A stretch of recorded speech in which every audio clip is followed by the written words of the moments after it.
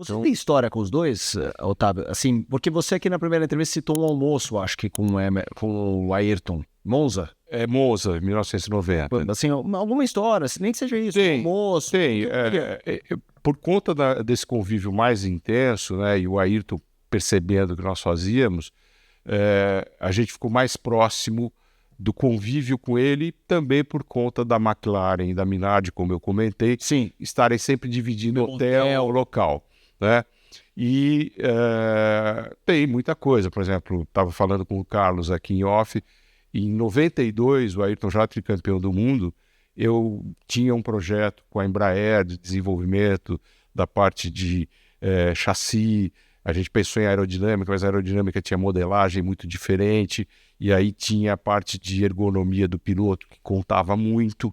Pergunta para o Gugelmin, naqueles carros da Leighton House, ele falou, o carro melhorou 2 segundos, mas eu piorei porque eu não estou cabendo dentro do carro.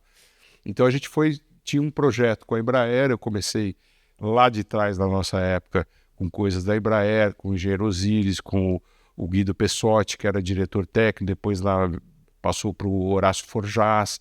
Então a gente conviveu muito. Eu já tinha esse projeto embrionado, né, a parte de suspensão ativa, que foi o último projeto que eu fiz na Minardi, e eu convidei o Ayrton para conhecer.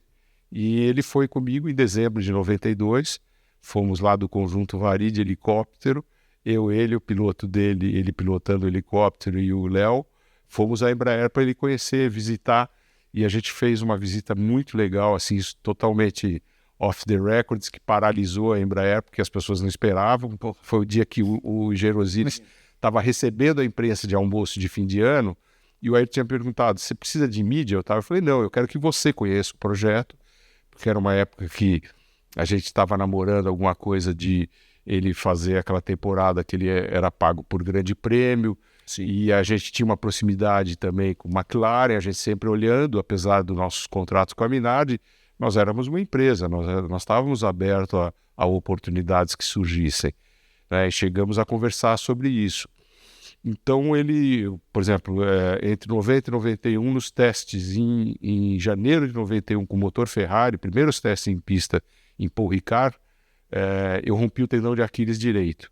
Nossa. Voltei para o Brasil para operar e tal. O Ayrton foi uma das pessoas que me ligou em casa. Pô, que legal. O Léo me falou que você está recuperando, como é que você está? Então era uma relação pessoal. E convidou algumas vezes para ir na casa dele. A gente chegou a frequentar lá a Angra de passagem. Eu não era amigo pessoal. E o Nelson a gente veio ter um convívio já depois, na época da Pirelli. Eu lembro uma vez em Estoril, ele estava ali no mureto, eu passei, ele chamou para conversar em português e tal, e como é que tá? Pô, vocês vão passar Natal com Lua?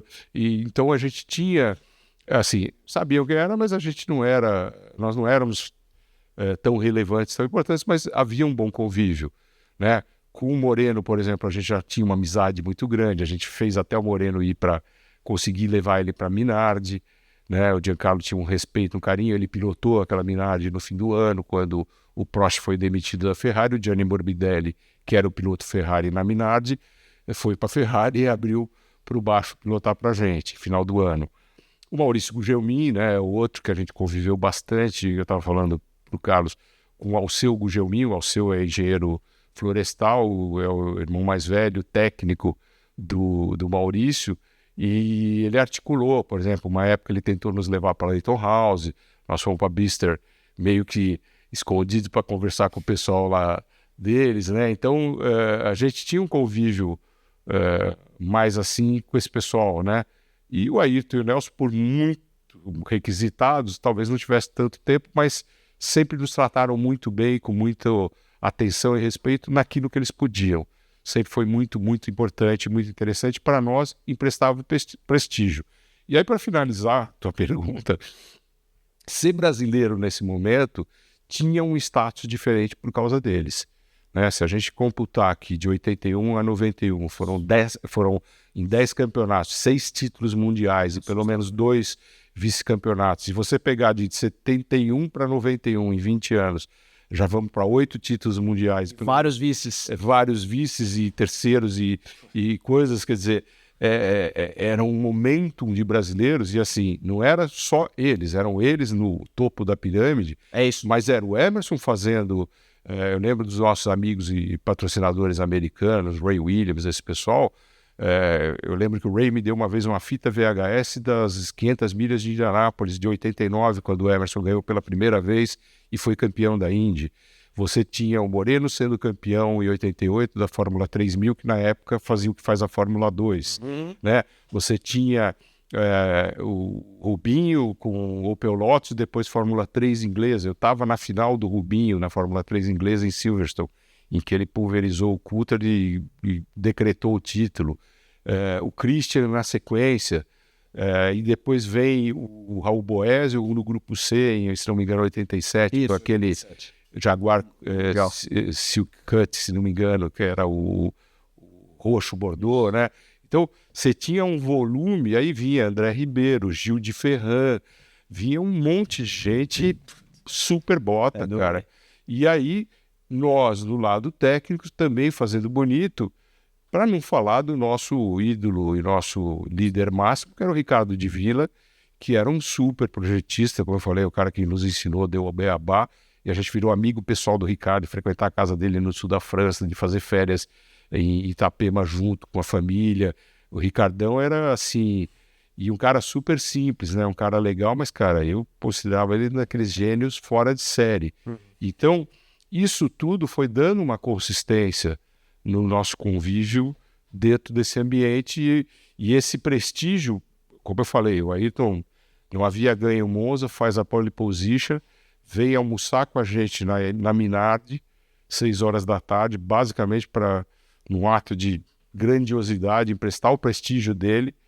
Né? Foi isso mesmo? Foi, porque não tinha outro motivo. Fomos eu, ele e o Fernando que almoçamos, fizeram um almoço 6 horas da tarde, a gente almoçava às 3, 3h30, vou almoçar com meus amigos, né, brasileiros da Minardi.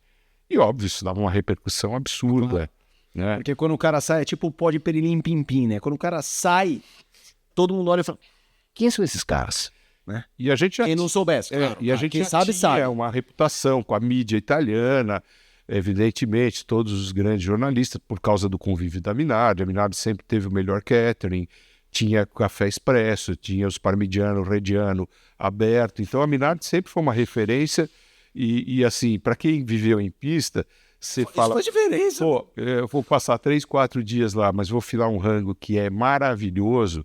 E a gente teve 2 grandes cozinheiros na Minardi, o Quinto e o Daniele, que foram caras assim, numa cozinha de acampamento.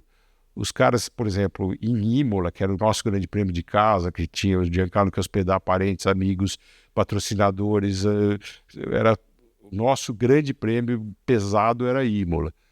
Fazia palifeno ao ragu, que é uma pasta italiana, quem conhece vai lembrar, fazia 440 refeições por dia. Entendeu? Então era assim. E muita gente, o próprio Ayrton, vinha filaboia lá. Então, assim, a gente era visível e à medida que você começa a pôr computador na pista, começamos a ter isso direto. Os caras vinham, tinha plasticidade, tinha assunto, a minha Minardi evoluindo. Então, foi um momento muito mágico em que ser brasileiro tinha muito prestígio, obviamente 90% por causa da força deles, mas a gente fez um papel legal e também falava, pô, tem um lado técnico também que é muito bacana. Então, foi um momento muito mágico, assim, daquelas coisas que quem viveu, viveu, né? Porque... é único. É um momento raro, né? Quem mais ia filar boia? Cara, muito importante agora. Além de grande parte dos jornalistas, o Ayrton sempre foi um comensal frequentador, porque se você imaginar assim... Você quer comparar, né, o catering da Minardi dos italianos ou da McLaren dos ingleses? É duro, hein? Aquela coisa do beef and chips e tudo com o mesmo gosto, que pese que para os patrocinadores era diferente, mas a comida deles era geralmente uma empresa só que fazia para todos os ingleses. Numa época, acho que foi 89, teve uma situação engraçada, a AGS francesa, a gente começou a trocar o motorhome. Então a gente ia comer francês na motorhome da AGS e eles iam comer italiano. Excelente. Uma brincadeira que fez.